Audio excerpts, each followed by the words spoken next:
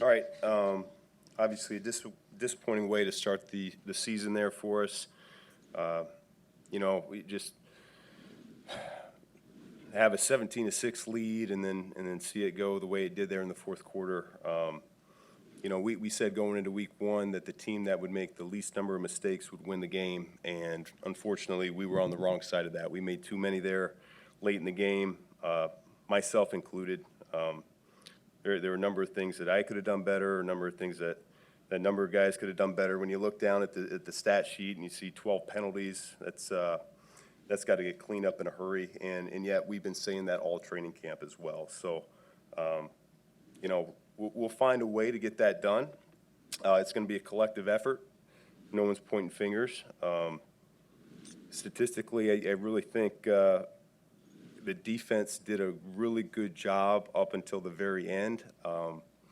That fourth quarter, things got away from us a little bit, but up until then, they kept us in that ball game. Offense was stalling out, some good, some bad. I thought Caleb played well to start the game for the most part, finding completions and getting us moving.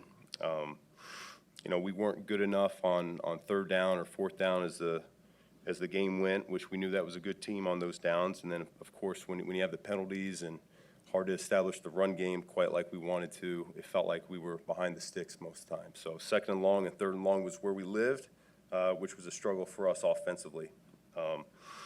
Guys did play hard. They played with great intensity, great effort, and I hate to see that they didn't come out with a W there at the end. But no one's going to feel sorry for us. It's going to be a quick turnaround here to get going for next Sunday in Detroit, our first road game. And so we got to turn the page here quickly. And what happened offensively after a hot start? Just inconsistent.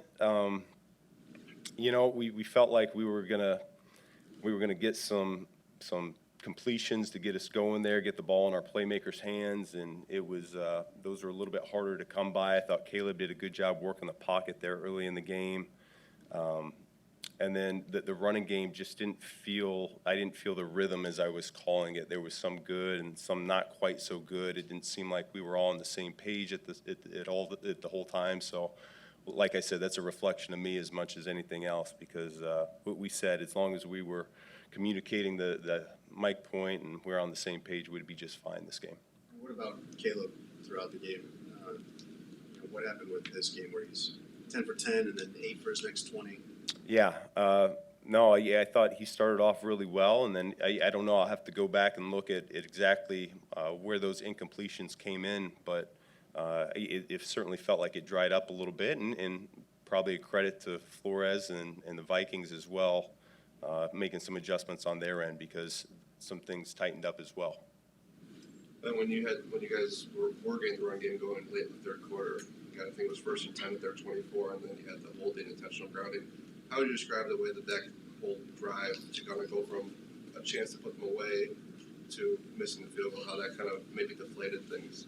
Yeah, no, I think you certainly feel it when you're on the sideline there. You got it moving, you got it going, and then all of a sudden it starts going backwards, and negative plays are happening, whether it's penalties or the intentional grounding, things of that nature. And so, it cost us some points, big time. Ben, you talked about finding some sort of rhythm within the offense. In this game, your tight ends only accounted for about 4 receptions. How much of a role do you think that played in the outcome of tonight, and what do you hope to do moving forward? Each game's different, and so they knew that they were going to have a workman-like approach to this game. They were going to be big factors in the run game and in protection for us, and so as a result, the receiving game might not have been quite as big this week. On that first possession in the second quarter, after they kicked the field goal, you guys come down, you decide to go for it on 4th and 3. Can you take us through your decision-making process on there? And does Caleb need to hit that throw with more open kind of there in the middle of the field? I'd have to go back and look at exactly from his viewpoint what that looked like, but we liked the call and we liked the decision at the time. At the end of the game, after you guys scored the touchdown, what was the conversation about onside versus kicking off, and then were you hoping that kick was going to go out of the end zone? Yeah, the intent was for the ball to go out of the end zone.